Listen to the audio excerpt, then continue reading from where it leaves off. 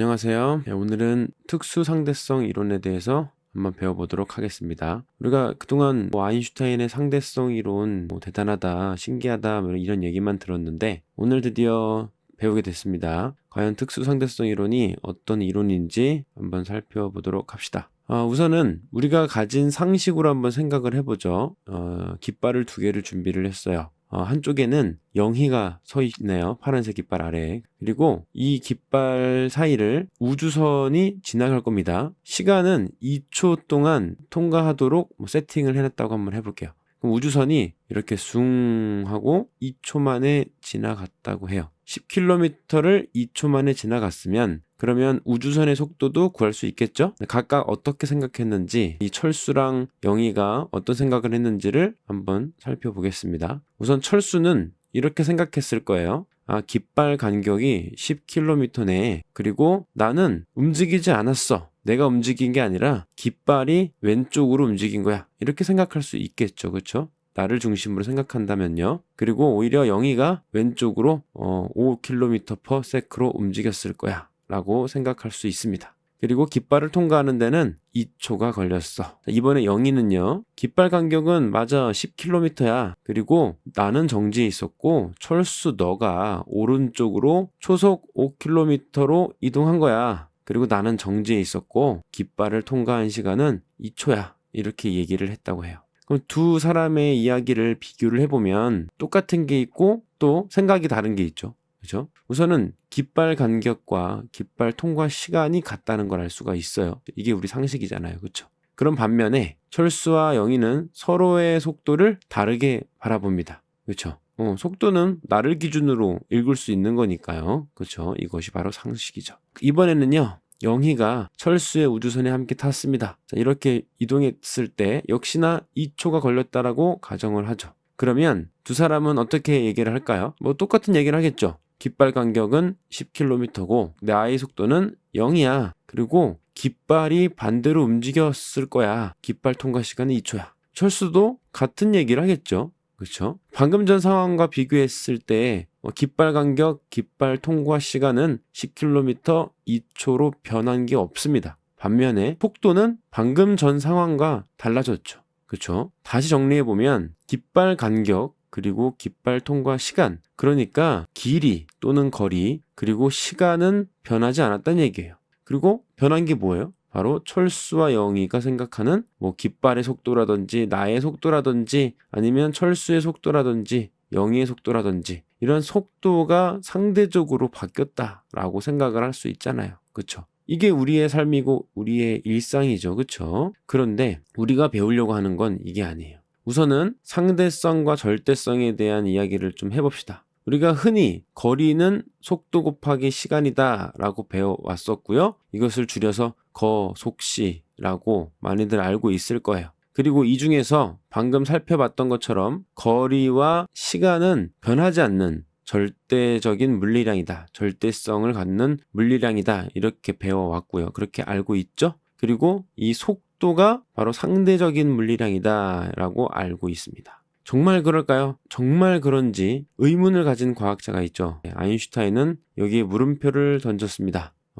어디서 과연 물음표가 생겼을지 또 살펴보도록 하죠. 자, 이 문제에서 의문을 가졌습니다. 과연 우리가 지금까지 생각했던 절대성과 상대성을 나누자면 속도만이 상대적인 물리량이었는데 과연 빛만큼 빠를 때도 그것이 성립하는가? 이런 상황을 볼게요. 별빛이 태양을 공전하고 있는 지구로 들어올 때 별빛으로부터 멀어질 때가 있고 또 별빛에 다가가면서 마치 별빛이 빠르게 측정될 수 있을 것 같은 그런 구간을 지날 때도 있겠죠. 그렇죠? 자, 그러면 이렇게 생각해 볼 수 있어요. 빛의 속도를 초속 30만 킬로미터라고 하면 거기다가 지구의 공전 속도 초속 30km를 더하고 빼고 한 속력으로 그런 속도로 측정할 수 있지 않겠어요? 멀어질 때는 조금 느리게 그리고 가까워질 때 서로 마주칠 때는 조금 더 빠르게 측정되지 않을까 이렇게 생각을 해볼 수 있을 거잖아요. 그렇죠? 그런데 실제로 측정을 해보면 결과가 거의 변화가 없다. 빛의 속도를 한 19세기가 돼서야 이제 계산을 하게 됐는데, 물론 그전에도 측정을 했어요. 19세기 돼서야 수학적으로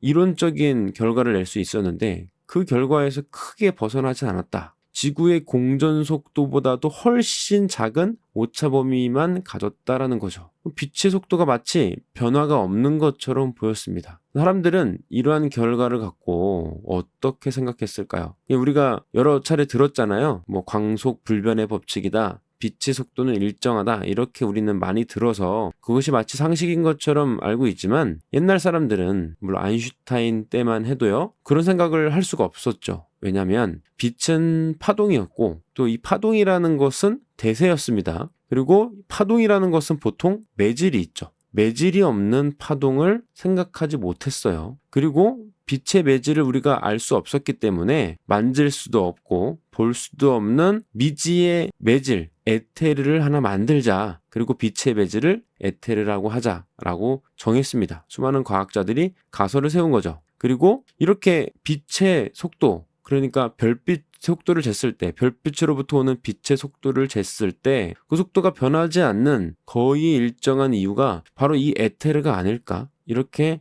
이유를 한번 찾아보려고 했습니다. 이걸 에테르 가설이라고 하는데요. 에테르가 이렇게 우주에 꽉 차 있다면, 그리고 그 에테르가 어떤 방향이든지 흐르고 있다면, 그러면 빛의 속도를 잴 때 빛의 매질인 에테르의 영향을 받아서 빛의 속도가 조금은 다르게 측정되지 않을까. 그래서 우리의 예상과 다른 것이 아닐까. 이런 가설을 세울 수가 있겠죠. 그렇죠? 자, 그것을 증명하기 위해서 이 마이켈슨 몰리라는 과학자가 그 에테르의 존재를 내가 증명하겠다 발벗고 나섰습니다. 아주 정밀한 실험 장치를 만들었는데요. 오른쪽 그림처럼 아주 괴상한 장치를 만들었어요. 100년도 더 된 사진이라 물론 이 사진 자체는 100년은 안 됐겠죠. 장치가 100년이 됐다는 겁니다. 이 장치로 뭘 했냐면요.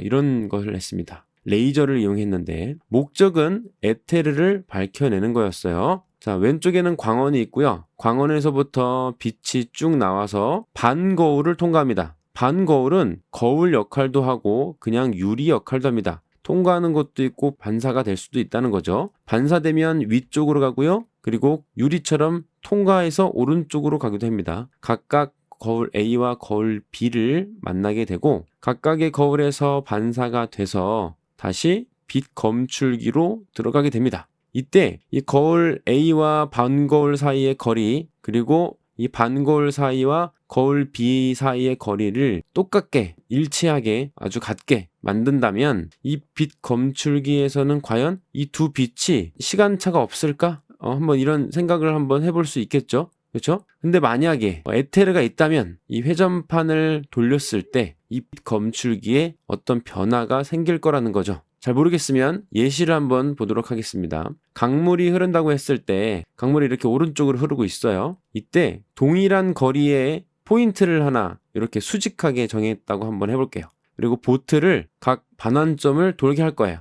배 A는 강물의 흐름과 수직한 방향으로 흐르게 하고 배 B는 강물의 흐름과 나란한 방향으로 왕복을 하게 합니다. 같은 거리를 갔어요. 그 결과 다시 돌아왔을 때 시간 차이가 있겠죠. 이걸 증명하는 거는 우리가 지금 할 건 아니겠지만 계산을 해보면, 수학적으로 계산을 해보면 배 A와 배 B가 왕복을 했을 때 시간차가 발생합니다. 어떤 시간이 긴지는 증명을 해봐야 되겠지만 만약 배 B가 왕복하는 시간이 더 길다라고 한번 가정을 해볼게요. 물론 배 A가 길 수도 있지만 그냥 편의상 배 B가 크다라고 한번 가정을 한번 해볼게요. 그런 상황에서 이 강물의 흐름이 이렇게 갑자기 바뀌었다고 해봅시다. 그렇게 되면 이 배 A가 이 강물의 흐름과 나란한 방향이 되고 배 B가 수직한 방향이 되겠죠. 그렇게 되면 걸린 시간이 오히려 바뀌게 되지 않겠습니까? 그렇죠? 다시 보면 이 시간이 이렇게 연속적으로 변해서 뒤집힌다는 거죠. 변화가 생긴다는 거예요. 그럼 다시 이 실험 장치로 와서 한번 생각을 해볼게요. 자, 이렇게 에테르가 오른쪽으로 한번 흐르고 있다라고 한번 해볼게요. 그렇게 되면 거울 A는 에테르의 흐름과 수직한 방향을 거치게 될 거고 거울 B는 나란한 방향을 거치게 될 거예요. 그러고 나서 두 빛이 빛 검출기에 들어왔을 때 어떤 차이가 있었겠죠? 그렇죠? 거울 A를 통과한 빛, 거울 B를 통과한 빛 중에 어떠한 빛이 더 빨리 도착했을 거예요. 그리고 나서 이제 회전판을 이렇게 돌리면 아까는 거울 B가 시간이 더 길었다 그랬는데 반대로 역전되는 순간 거울 A의 시간이 더 길게 되는 그런 순간이 오지 않겠습니까? 그렇죠? 그렇게 예상을 한 거예요. 그렇다면 빛 검출기에서 변화를 감지할 수 있지 않을까? 이런 가설을 세우고 돌려보았습니다. 과연 변화가 생겼을까요? 돌려봤더니 유의미한 변화가 없었습니다. 차이가 없었다는 거죠. 이상하네 하고 계속 돌려보는 거예요. 그래도 변화가 없었습니다. 그 얘기는 에테르라는 것은 없다라는 것을 보여주는 거였죠. 에테르 가설은 결국 해프닝으로 돌아가고요. 마이켈슨, 몰리의 실험은 실패로 끝납니다. 자, 그러면 다시 돌아와서 이 문제, 에테르 가설을 도입하면서 해결을 하려고 했는데 해결 안 됐다는 얘기예요. 원래는 속도가 이렇게 지구의 공전만큼 차이가 있어야 되는데 그렇지 않았다. 에테르도 아니야? 그럼 뭐야? 이 문제를 해결하기 위해서 아인슈타인이 등장합니다. 아인슈타인은 이렇게 얘기했을 거예요. 아까 거리, 속도, 시간 중에서 거리랑 시간이 절대적인 물리량이고 속도가 상대적인 물리량이라고? 정말 그렇다고? 믿을 수 있어? 아니야. 그렇지 않을걸? 그 반대야. 거리랑 시간이 오히려 상대적인 물리량이고 속도만이 절대적인 물리량이야. 이렇게 코웃음을 치지 않았을까? 상상을 해볼 수 있겠죠. 아인슈타인의 주장은 이겁니다. 빛의 속도만이 절대적인 물리량이다. 빛의 속도만이 절대적이다. 이렇게 주장을 합니다. 그래서 이 문제를 생각해보면 아인슈타인은 아무런 문제가 없어. 빛의 속도는 원래 그래. 이렇게 생각해볼 수 있겠죠. 변하는 것은 결국 시간과 공간이라는 거예요. 빛의 속도만이 절대적이다. 마치 빛의 속도가 반드시 일정할 수 있도록 시간과 공간이 빛의 속도에 맞춰 변한다는 듣도 보도 못한 믿을 수 없는 이야기를 아인슈타인이 하게 된 거죠. 그래, 그렇다고 합시다. 그런데 빛의 속도가 절대적인 불변의 물리량이라면 그럼 무슨 일이 벌어지는데? 그래서 뭐가 달라지는데? 이렇게 질문을 할 수 있겠죠. 그럼 아인슈타인은 이렇게 대답을 합니다. 빠르게 움직일수록 시간은 천천히 간다. 자, 이런 상황을 한번 가정해 보겠습니다. 아인슈타인의 말이 맞는지 한번 보도록 하죠. 빛시계라는 것을 정의를 해야 되는데요. 빛시계는 거리가 L0만큼 떨어진 양쪽에 거울을 두고요. 빛이 왕복하는 주기를 이용하여 시간을 측정하는 기계입니다. 그리고 이 앞에는 어떤 할아버지가 같은 빛시계를 들고 있습니다. 앞에 있기 때문에 그냥 커 보일 뿐이에요. 자, 빛시계는 이렇게 작동합니다. 위아래를 왕복해서 움직이게 되고요. 물론 빛은 이것보다 훨씬 빠르겠지만 느리게 재생했을 뿐입니다. 자, 이 빛시계를 갖고 이 할아버지가 엄청나게 빠르게 왼쪽으로 이렇게 쌩 움직입니다. 그렇게 되면 저 위에 철수가 볼 때는 빛이 이렇게 움직였겠죠. 대각선으로 움직였다라고 아마 생각할 거예요. 그렇죠? 근데 철수 입장에서는 이상한 일이 벌어집니다. 자기 빛시계는 한 번 왕복한 걸 지나서 조금 더 간 거예요. 이 철수 입장에서는 시간이 더 흐르게 된 것이죠. 이게 과연 무슨 일인지. 그리고 이 할아버지 입장에서는 보면 별로 특이한 점이 없습니다. 그냥 한 번 왕복했어요. 할아버지는 빛시계가 한 번 왕복했고 철수는 한 번 왕복한 뒤에 빛이 조금 더 갔습니다. 빛이 한 번 왕복했을 때의 시간을 일정 시간으로 정했다고 했을 때 이 두 사람을 비교해보면 철수의 시간이 더 많이 흘렀다라고 할 수 있겠죠. 시간이 이렇게 다르게 흐를 수 있다는 거예요. 왜 그럴까? 또 다시 한번 지켜봅시다. 할아버지가 이렇게 지나는 동안 한 번 왕복이 되지도 않았는데 이번에는 철수를 지켜봤더니 철수의 빛시계는 한 번 왕복을 했습니다. 이때 이 빛이 이동한 경로를 비교를 해보면 그 길이가 정확히 일치합니다. 할아버지의 시계는 아직 한 번을 작동하지 않았는데 한 번을 작동하지 않은 이 시점에서 빛의 이동 경로를 꺼내서 비교해 봤더니 그 경로가 같다는 거예요. 아인슈타인이 주장했죠. 절대적인 것은 빛의 속도뿐이다. 그렇기 때문에 빛의 이동한 거리로 시간을 헤아릴 수 있다는 것이죠. 이 말을 잘 기억을 하세요. 빛이 이동한 거리로 시간을 헤아려 보는 것이 그것이 바로 맞다라는 것이죠. 자, 그렇다면 시간이 다르게 흐를 수 있다는 것 어느 정도 이해할 수 있겠죠. 철수 입장에서는 난 1초가 흘렀어 라고 얘기를 하겠지만 할아버지 입장에서는 나는 아직 1초가 안 흘렀는데 라고 할 수 있다는 거죠.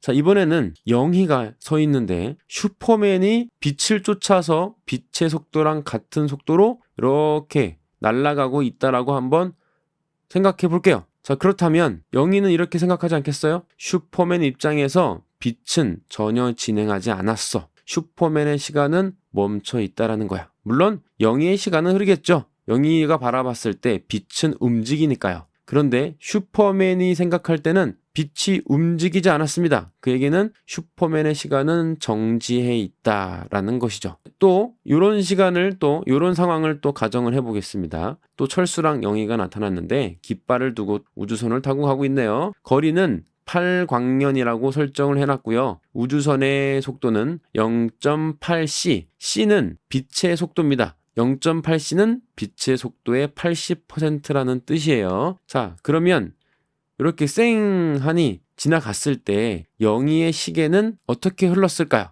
8광년을 0.8c라는 속도로 움직였기 때문에 그것을 지켜본 영희는 8광년이라는 거리 나누기 0.8c라는 속력으로 나눠서 시간을 10년이라고 측정을 하겠죠. 영희의 시계는 10년이 흘렀습니다. 그런데 빨리 움직인 철수의 시간은 어떨까요? 빨리 움직였기 때문에 앞서 봤던 것처럼 할아버지 시계가 느리게 갔던 것처럼 영희가 바라봤을 때는 철수의 시계는 10년이 안 됐다는 거죠. 10년이 안 되도록 느리게 흘렀다라는 것이죠. 그렇다면 이 철수는 그러면 어떻게 된 것일까? 철수도 나도 0.8c로 가고 있어. 그리고 8광년을 갈 거야. 했지만 시간은 덜 흘렀다는 거죠. 이상하죠? 시간은 덜 흘렀다. 8광년 0.8c 과연 뭐를 수정해야 될까요? 아인슈타인은 얘기했죠. 속력이 절대적인 물리량이다. 속력을 건들지 않고 바로 거리 8광년을 건드려야 되겠죠. 철수 입장에서는요. 거리가 줄어들었다라고 생각을 하게 될 거예요.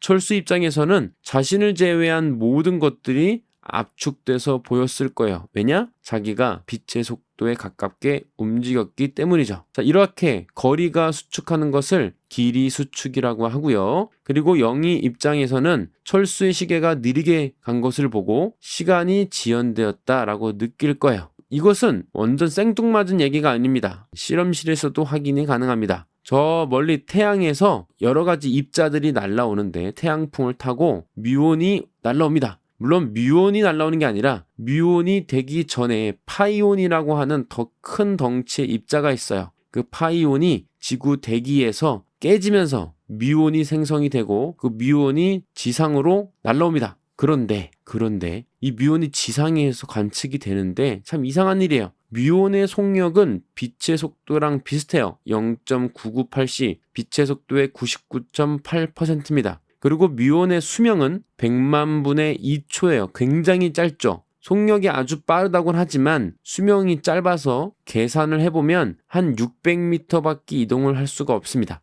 그런데 대륙권의 두께는 10km예요. 그러면 뮤온이 지상에 도달할 수가 없다라고 생각이 들 수 있겠죠. 그런데 지상에 있는 우리가 봤을 때는 뮤온이 너무나도 빨리 움직이기 때문에 뮤온의 시간이 느리게 움직이네 라고 판단이 된다는 거죠. 우리가 봤을 때 뮤온의 수명이 짧아 보이지만 뮤온의 시간은 느리게 가기 때문에 충분히 지상으로 들어올 수 있다는 거예요. 그렇다면 뮤온의 입장은 어떨까요? 뮤온의 입장에서는 상대적으로 자신은 정지해 있고 지구와 그리고 지구의 대기가 자신을 향해서 날아온다라고 볼 거예요. 그렇게 되면 나는 아무 상관없는데 지구랑 지구의 대기가 얇아진다는 거죠. 거리가 짧아진다는 겁니다. 대륙권의 두께와 지구가 짧아져서 짧은 거리를 쉽게 이동할 수 있다는 거죠. 물론 그 거리가 600m 안으로 짧아져야지 지상으로 들어온다는 것이고 실제로 그래서 지상에서 발견이 된다는 거예요. 길이 수축이란 나와는 다른 관성계에 있는 대상들의 길이가 짧아져 보이는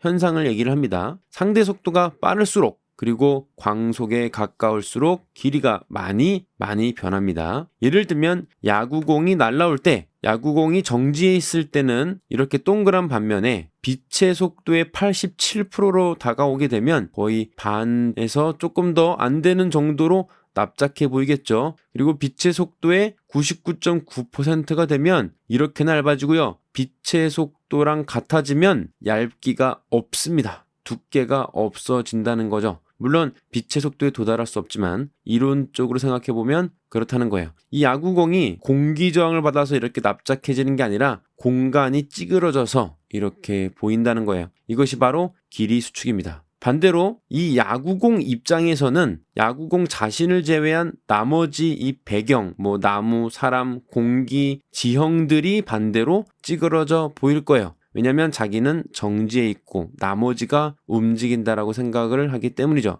물론 야구공은 생각을 할 수가 없습니다. 관찰자 입장에서는 야구공 입장에서는 주변 배경에서 모두 길이 수축이 일어납니다. 자, 그러면 이런 허무맹랑한 소리처럼 들리는 이야기들은 아인슈타인이 어떠한 생각을 거쳐서 나오게 된 걸까요? 한번 알아보겠습니다. 아인슈타인은 두 가지 가설을 세웁니다. 두 가지 원리라고 얘기를 하는데요. 우선 첫 번째, 모든 관성계에서는, 여기서 말하는 관성계는 등속 직선 운동 또는 정지를 이야기합니다. 오른쪽 위에 써놨습니다. 관성계란 좌표계 중에서 가속도가 0인 정지 또는 등속도 운동하는 좌표계를 의미합니다. 어찌됐든 이러한 관성계에서는 물리 법칙이 동일하게 성립한다고 믿었어요. 예를 들면 정지에 있는 사람이 어떤 물리 실험을 할 때나 아니면 KTX를 타고 일정하게 움직이는 그 상황 속에서 물리 실험을 할 때나 똑같다는 거죠. 또는 저 멀리 우주 공간에서 어떤 탐사선을 타고 엄청나게 빨리 움직이는 탐사선 안에서 실험을 할 때도 결국은 물리 법칙은 성립한다는 거예요. 대표적으로 우리가 가장 친숙히 알고 있는 F는 ma를 생각해 보면 될 것 같아요. 우리가 공을 던져서 포물선 운동을 일으켰습니다. 그리고 그 포물선 운동을 분석했을 때 그 결과와 KTX를 타고 KTX 내부에서 공을 던져서 포물선 운동을 분석한 결과와 같을 수밖에 없겠죠. 그렇죠? 이것이 아인슈타인의 가설 첫 번째고 이것을 상대성 원리라고 이야기를 합니다. 관성좌표계란 이런 거예요. 네, 더 이상 설명 안 해도 되겠죠? 넘어가겠습니다. 비관성 좌표계는요, 이런 상황이에요. 가속도가 있는 상황, 버스가 급정거하거나 급출발할 때, 이때는 이 버스 손잡이가 왜 움직이지를 생각해 보면 그냥 F는 ma만으로 설명할 수가 없어요. 이 손잡이가 움직이는 그 이유는 사실상 중력밖에 없잖아요. 중력밖에 작용하지 않는데 왜 왼쪽으로 움직이는 거지? 이때는 관성력을 도입을 해야 되는데 이때는 관성 좌표계가 아니기 때문에 복잡해집니다. 그냥 단순히 F는 ma만으로는 해결되지 않는다는 거. 자, 그 다음에 두 번째 가설입니다. 두 번째 가설은 맥스웰의 이야기를 안 할 수가 없어요. 맥스웰이 방정식을 만들었는데 그 방정식이 뭔지 한번 먼저 살펴볼게요. 맥스웰은 빛의 정체를 밝힌 사람으로 유명한데요. 빛이란 자기장과 전기장이 수직으로 진동하는 파동을 이야기합니다. 지금 색깔이 좀 바뀌었어요. 지금 그림상 이 알파벳 E로 되어 있는 것이 전기장이고요. 빨간색으로 되어 있는 것이 자기장입니다. 어찌됐든 이 두 장이 서로 수직하게 진동하면서 진행하는 것이 바로 전자기파, 빛입니다. 그리고 이 빛에 대해서 조사를 해보니 빛의 속도를 알 수가 있었는데 이 왼쪽에 이 괴상하게 생긴 이런 방정식들을 통해서 수학적으로 빛의 속도를 유도해냅니다. 여기서 우리가 의미 있게 봐야 될 것은 바로 이 빛의 속도에 영향을 주는 어떤 변수가 없다는 거예요. 그냥 상수와 상수의 모임이기 때문에 결국 빛의 속도는 상수라는 것이죠. 이것을 아인슈타인은 물리 법칙으로 받아들이고 그리고 첫 번째 상대성 원리와 합쳐서 특수 상대성 이론을 발표하게 됩니다. 모든 관성계에서 물리 법칙은 동일하게 적용하니까 맥스웰 방정식도 똑같이 모든 관성계에서 동일하게 적용되겠네. 그렇다면 모든 관성계에서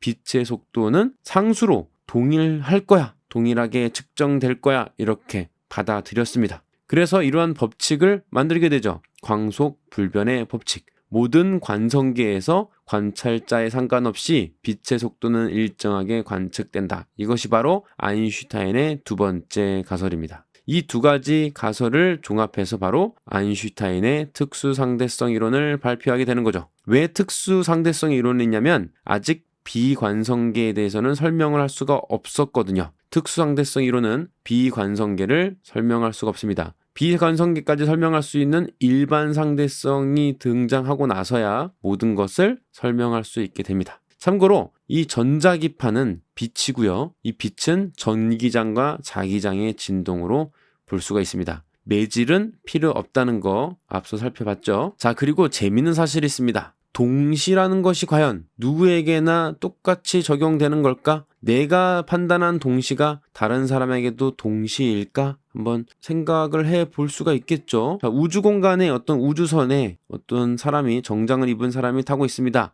그리고 램프를 들고 있네요. 이 사람 입장에서는 우주선이 움직이는지 몰라요. 그냥 정지해 있습니다. 이 사람이 램프의 불을 딸깍 켰을 때 그 램프의 불은 우주선의 앞쪽과 저 뒤쪽에 도착하게 되겠죠. 물론 이 사람이 우주선의 정중앙에 있다라고 가정을 한다면요. 그런데 저 바깥에 이것을 관찰하는 사람이 있습니다. 우주선이 오른쪽으로 이동하는 동안 우주선 안에서 발사한 빛은 우주선 양쪽으로 향하게 되는데 이렇게 뒤쪽에 먼저 닿게 됩니다. 이건 왜 그럴까요? 빛을 발사한 뒤에 이 우주선의 뒤쪽은 다가오고 있고 앞쪽은 멀리 도망가고 있기 때문에 빛이 도달하는 속도가 다르다는 거죠. 그렇기 때문에 이 바깥에 있는 제3자가 봤을 때는 이 안에 있는 사람과 다르게 동시에 일어났다라고 얘기할 수 없다는 거예요. 그렇죠? 뒤쪽이 먼저 닿고 그리고 이제서야 앞에 도달했다고 얘기를 할 수 있겠죠. 자, 비슷한 예시가 하나 있습니다. 사다리 헛간 패러독스라고 해서 참 이 문제 재밌는데요. 한번 여러분 이해되는지 한번 보도록 하겠습니다.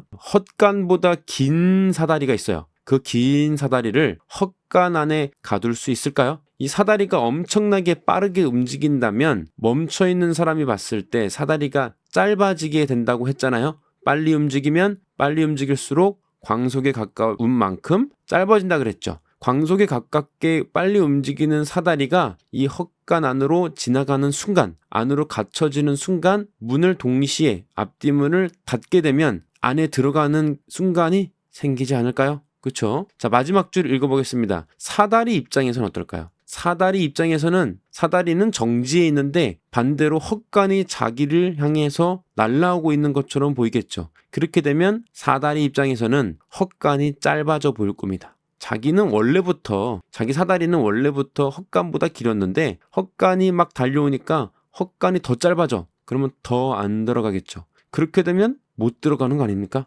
동시에 닫을 수가 없지 않을까요? 그렇죠? 이 문제를 풀려면 방금 봤던 동시성의 상대성을 이야기할 수 있어야 돼요. 이거를 믿으세요. 동시성이라는 것은 상대적이다. 빨리 움직이는 사람과 가만히 정지해 있는 사람, 그리고 천천히 움직이는 사람 모두에게 동시는 똑같이 적용되는 것이 아니다. 이걸 여러분이 믿으셔야 됩니다. 자, 이렇게 해결할 수 있어요. 자, 과연 동시에 닫혔을까? 동시는 절대적인가? 사다리 입장에서는요. 앞문과 뒷문이 차례대로 열렸다 닫혔다를 반복하면서 마치 들어간 것처럼 착각을 줄 수 있다는 거예요. 자, 왼쪽에 있는 그림을 보면요. 사다리가 입구에서 들어갈 때 문이 열려 있죠. 그리고 가운데로 들어갔을 때 앞뒷문이 동시에 닫힙니다. 이거는 사다리가 빨리 움직였을 때를 본 거고요. 문이 앞뒷문 다 열린 뒤에 사다리가 앞문을 통해서 빠져나갑니다. 자, 오른쪽 그림은 반대로 사다리는 정지해 있고 헛간이 다가오고 있다라고 보는 거예요. 그럼 짧은 헛간이 막 다가올 때 저기 뒷문이라고 해야 될까요? 뒷문이 먼저 열리고요. 그리고 사다리가 저 앞문 근처까지 갔을 때 앞문이 그때 닫힙니다. 그리고 앞문이 다시 열려요. 순식간에 바로 열립니다. 그리고 사다리가 더 들어가서 그 사다리의 뒤쪽이 이 헛간의 뒤쪽에 겨우 들어갔을 때 이 뒷문이 닫히고요. 바로 열립니다. 그리고 나서 헛간이 지나쳐 가겠죠. 이렇듯 동시성의 문제만 상대적이라는 것을 받아들인다면 사다리를 헛간 안에 넣을 수도 있다. 물론 넣은 척을 한 건지는 관찰자에 따라 다르겠죠. 그렇죠? 자, 마지막으로 정리하겠습니다. 자, 상대방의 속도에서 자신의 속도를 빼준 것을 무슨 속도라고 할까요? 이것을 상대 속도라고 하고요. 마이켈슨 몰리의 실험 결과에 따르면 이것을 의도하진 않았지만 어떤 결과가 나왔죠? 빛의 매질로서 에테르는 존재하지 않는다라고 밝혀냈습니다. 세 번째, 빛의 속도에 가까워질수록 시간은 어떻게 흐르죠? 천천히 흐르고 또 거리는 짧아집니다. 한 관성계에서 동시에 일어난 사건은